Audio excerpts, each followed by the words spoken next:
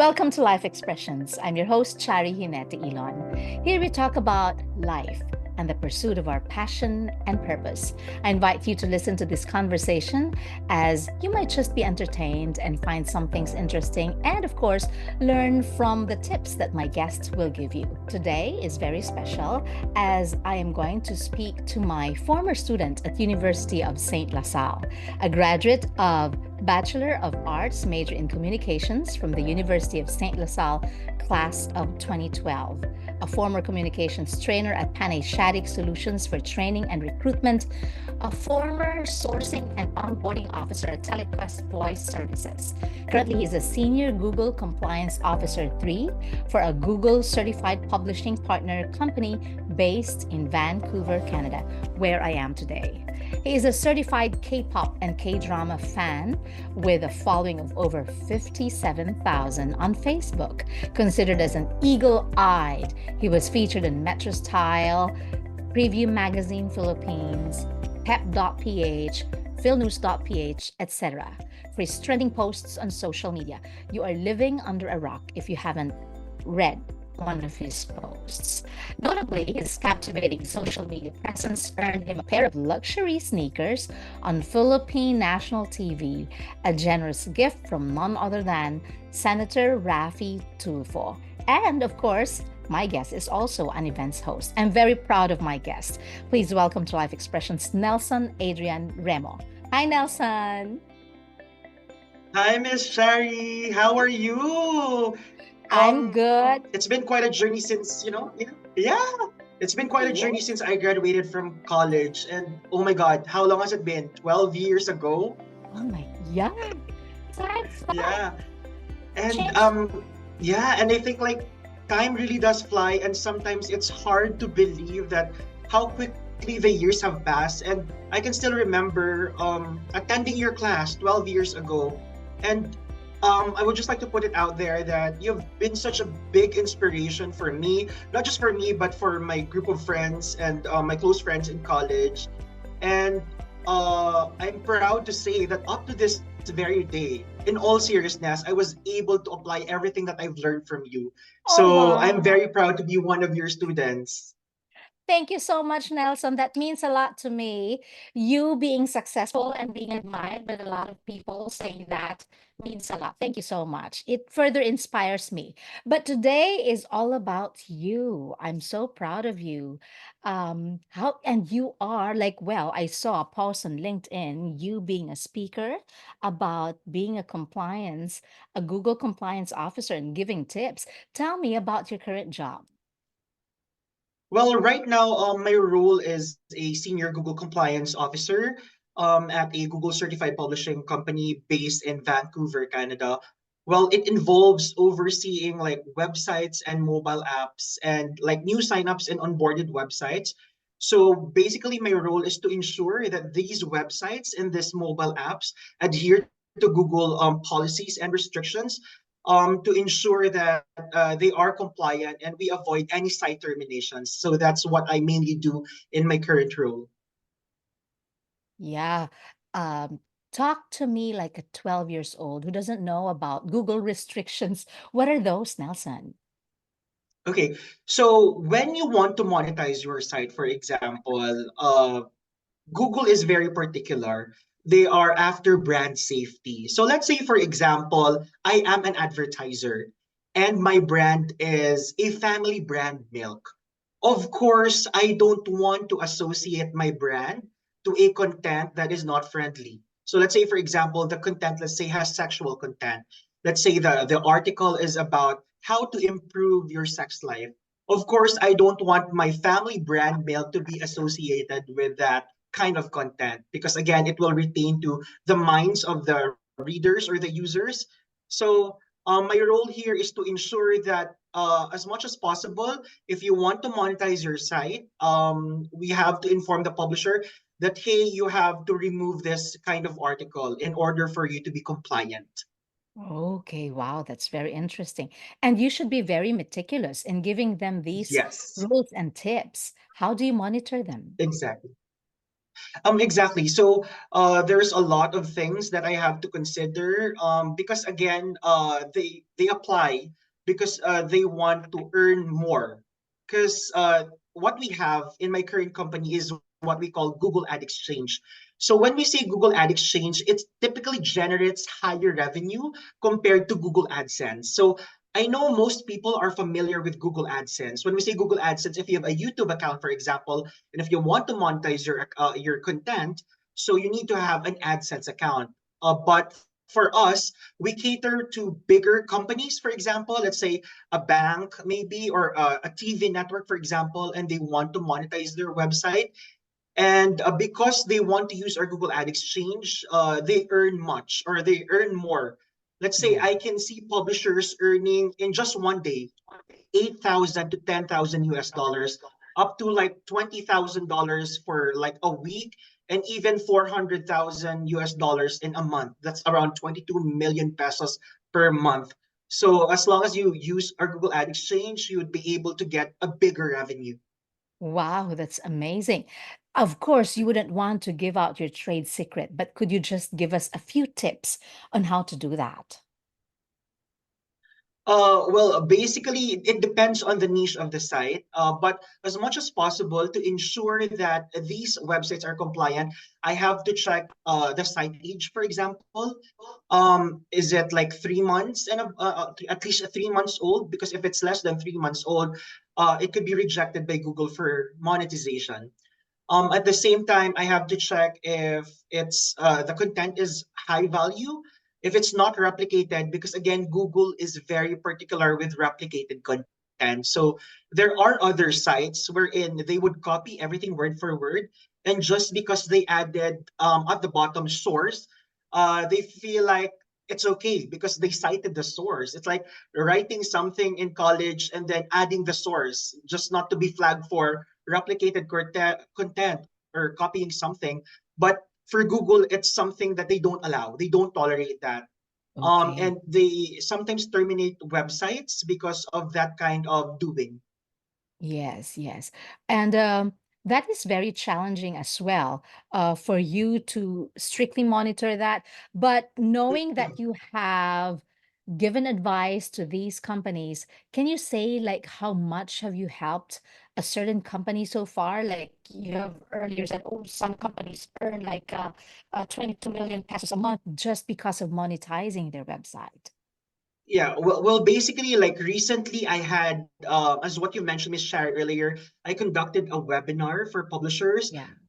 Recently, like February 1st, yeah, February 1st, I had a webinar, and I talked to publishers from the North American region, from the USA, from Canada, and of course, they have a lot of questions on how to ensure that they will not be flagged for such Google violations, and I provided tips. And even for our onboarded publishers, we have our Google Policy Center. So every time Google flags a website under us, I have Mhm. to communicate that to our publishers and I have to inform them on what to do, on what to immediately remove, so that we can ensure that we could still protect their relationship with Google. Yeah, okay. How do you enjoy your job now? It appears that you're very knowledgeable. How do you enjoy it? Well, so far, the one thing that I really enjoy about my job is working in a multicultural, diverse company. Like I have a lot of workmates from Brazil, from Pakistan, from India, from USA, from Canada, and I'm learning a lot from them. So that's very fulfilling that I'm learning from their practices. Yeah. And then at the same time, of course, it's very fulfilling to be able to help publishers like monetize their website ethically in a good way. Yeah. And how did you get into this kind of profession? It happened in 2020. So I resigned from my previous job. I was a sourcing and onboarding officer for a BPO company. And then that was, I think, January of 2020, where I decided to resign because my mom, I had to take care of my mom. Unfortunately, she passed last Yeah. January 2021. So my mom Oh, had end stage kidney failure. So she was undergoing hemodialysis twice a week, and she was kind of deteriorating in 2020. So I made a tough decision of really looking after her. And so I decided to resign. And on the sides, I was doing hosting for like weddings or events. And then the pandemic happened in March of 2020, like lockdown. And so my life revolved around doing content on social media and at the same time accompanying my mother going to the hospital for her dialysis session. And come November of 2020, I got an offer from a former colleague, and she offered the job. And like, she said, "Why don't you want to join us here? It's a Google certified publishing company." And so at first, I was skeptical because it was a totally different industry. Like I was so afraid because it's outside of my scope. I used to work for the recruitment side of a company, sourcing side of the company, training side of the company. This one is totally new to me. I don't know what to expect. So, but as what they say, you have to try and to see it for yourself. And so the rest was history. Yeah, wow. I'm sorry about the loss of your mom, Nelson, but you have gone out of your comfort zone and see where it got you. You are excelling at what you do. Mhm. Yes, Yeah. definitely. And earlier you mentioned in 2020 you got into content. That's also the time that you were, you became famous. You became the source. You became known for being eagle-eyed in Mhm. brands, etc., in telling us about like what this celebrity is wearing and how much it costs, etc. That's so exciting. Tell us about that. Well, as far as I could remember, that was February of 2020. I decided to post a fashion lookbook of a character from a famous K drama. It's called Crash Landing on You. It was like a hit K drama here in the Philippines, and I posted all the wardrobe that she wore because I was kind of familiar because way back in college, even in high school, I have loved fashion. I loved collecting magazines, local fashion magazines, even international magazines like Vogue, for example. And way back in college, I was the costume head for our musical play in college.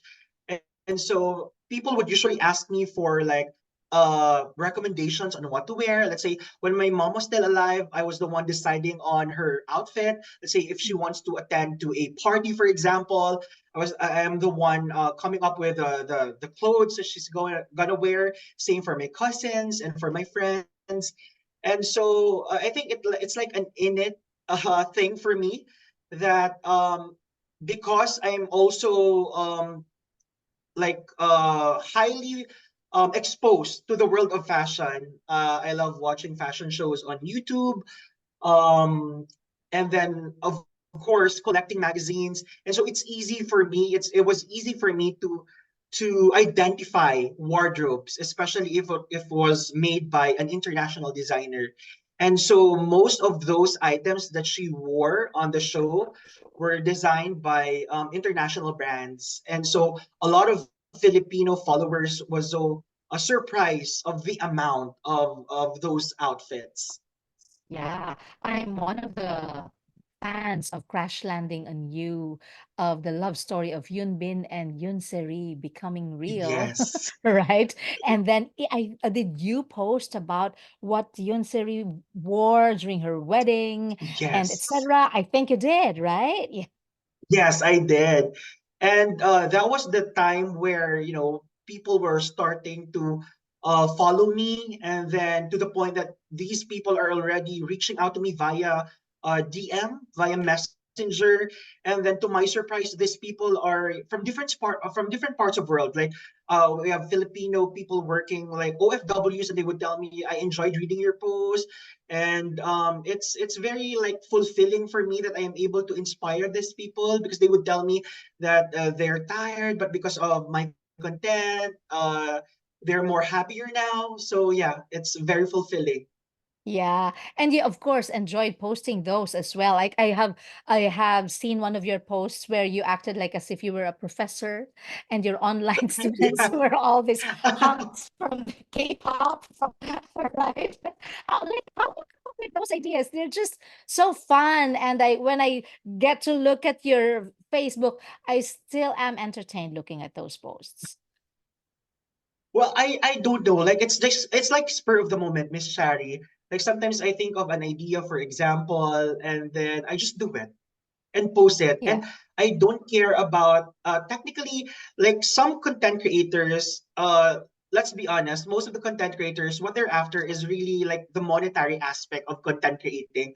But for me, it's not my goal. It's not my top goal. Like it's like my escape. I consider this as my escape from my work. So let's say, for example, I'm stressed from my work and I want to like channel it to something else. I post on Facebook. So it's like my Yeah. escape, my personal Yeah. escape. And so far, it has been rewarding. Like because of my engagement, Facebook reached out to me and they asked me if they want me to verify my profile. And so they just requested for my ID and they verified my profile because of my engagement. That's awesome. And has your Facebook become monetized? No. Not That's yet. because my Facebook is a profile. It's not a page. Oh, And yes. so yeah, so it's like a profile. That's not really my goal, but because Yes. of my post, I was able to work with brands. Like to my surprise, Wow. I did not expect like telecoms, big telecoms from the country, would reach out to Yeah. me and would want to collaborate with me for a project. And so yeah, it has perks. That's great. Yeah. And what's important is that you enjoy what you're doing. You find it your escape, but we Yes. find it very entertaining. Oh, Hmm. like you're being rewarded doing something good for the Yeah. netizens. And but what are the challenges? Like, did you find yourself being pressured at one point? Like, hey, people are asking me, I haven't posted for a while. I should post something. Have you ever Yes. felt something like that? Yeah. Yeah, that's true, Miss Shari. So number one of the challenges is of course time management.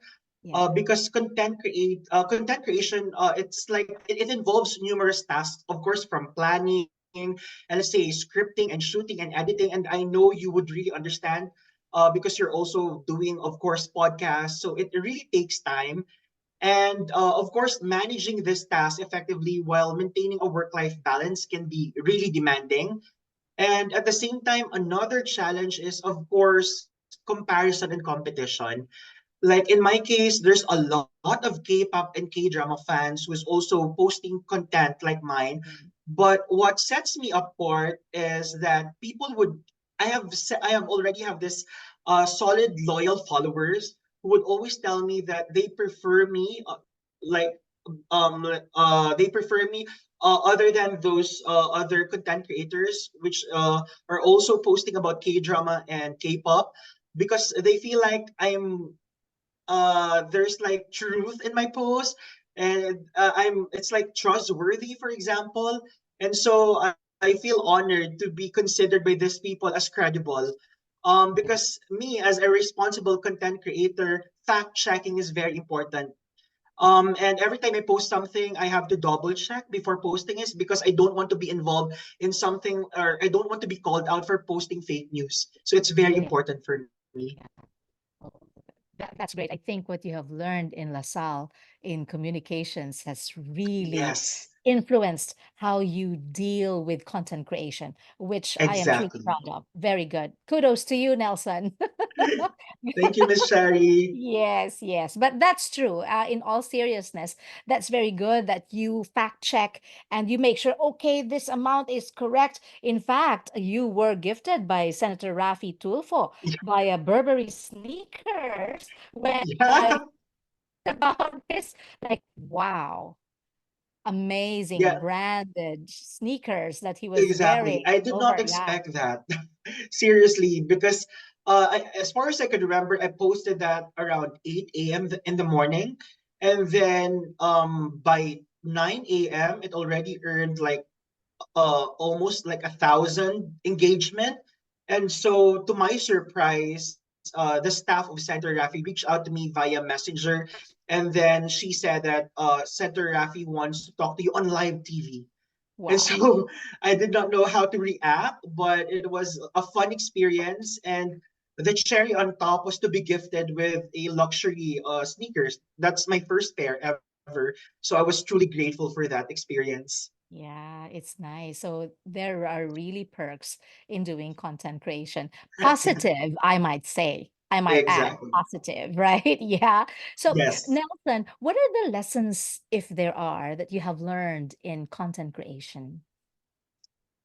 Well, basically, in content creation, it's very important. Number one is what I mentioned earlier is you have to ensure that whatever you post, it's safe because it's hard if you discuss about sensitive topics. It might lead you to a bad situation, for example, and we don't want that to happen. So it's very important that if it's a sensitive topic, you have to weigh it first. If you want to share your opinion about it, you have to weigh the pros and cons before posting Mhm. it. Because Yeah. as a responsible content creator, you have to ensure that your post will not give negative effect to other people. So it's very important that you have to be safe with whatever you post. Yeah, that's great. And so, not to put you on the spot, in the event that you're going to talk to yourself and post something about yourself on your Facebook or on your social media, what would that be? What would you tell yourself? Hey, Nelson, congratulations, or something? What? Well, maybe I would say, Nelson, congratulations for being a good son. Um, as not as you let's say for example, people may not know this, but I was a product of a broken family, Miss Shari. And so here in the Philippines, we have a culture here that when you are product of a broken family, sometimes people would use it as an excuse to make their lives miserable. But in my case, I saw how my mom worked hard in order to provide my needs and to in order for her to support my education. I was able to graduate. I was able to land a job. It's because of the support of my mom. And so maybe it's something that I would really be posting of how proud I am of my mother. Like even she single-handedly supported and provided everything I need. Um, she was able to do roles in one. And so Yeah. it's something that I would always be proud of telling people that even though I was a product of a broken family, my mother raised me well, and I did not use it as an excuse to be miserable. I persevered, and right now I have a career that I'm very proud of. So I'm truly thankful because of my mom. Yeah. Wow. Very well said, Nelson. I'm sure your mom is mighty proud of you. You are indeed a good son and a son to be proud of. Yeah. And I Thank you. wish you all the best. I know you're highly successful at what you're doing now and you're very happy with where you are, but the best is yet to come for you. Yes. And so, thank you so much for your time, Nelson. Thank you so much for sharing your expertise on Google certification and even on the fun that you had while, sharing those posts on your Facebook about K drama. I will continue to follow you and enjoy your posts. Is there something new that you'd like to share with us? Well, I just remembered you've been like the lessons I've learned from you, Miss Chari. I just remembered right now, and I would just like to share this with people. To all your solid viewers, our favorite topic in college that you discuss is about GCCO. And as what I mentioned in the beginning of our conversation, that I was able to apply it to my career, and I'm truly grateful for you, Miss Chari, for introducing that. Because again, that specific topic about that book by I forgot the name. It's Lori Beth Jones, if I'm not mistaken, the Yes, author of correct. that book. Yeah, Yes. perfect. I could Yes. still remember that because I think during our exam there is a specific points if we could provide the correct name of the Yes. writer. So I could remember that. That's 5 points, Miss Chari. And Yes. so and so I still apply that lesson because it talks about leadership, and it talks about being an alpha leader, being a beta leader, being an omega leader. And I've learned that because of you, Miss Chari. When I was starting out with my career, I was more of an alpha leader in my early 20s. I was very aggressive. I want to take a lot of responsibilities. And eventually, in my late 20s, I become a beta leader where I was more empathetic with my teammates. I was into more into open communication. And now I think in my early 30s, I would say I have reached the Omega leadership style, where I think it's the most important leadership of all. And I'm able to apply that. And I'm very proud because I learned that from you. Oh, that's wonderful. And I'm truly proud that you were able to share that right here on the spot. Yes, amazing. Truly proud and thankful that you remember those teachings. Indeed, we are here not just to lead, but to serve, a servant leader. Yes, perfect. Yes, Mhm. thank you so much. You have a great rest of your week, Nelson, and I wish you all the best. Continue to be the best person that you can be. And I'm truly proud of you. Thank you, Miss Shelly. Thank you. That is my guest, Nelson Adrian Remo. I hope that you have enjoyed this conversation with Nelson and you have learned a thing or two.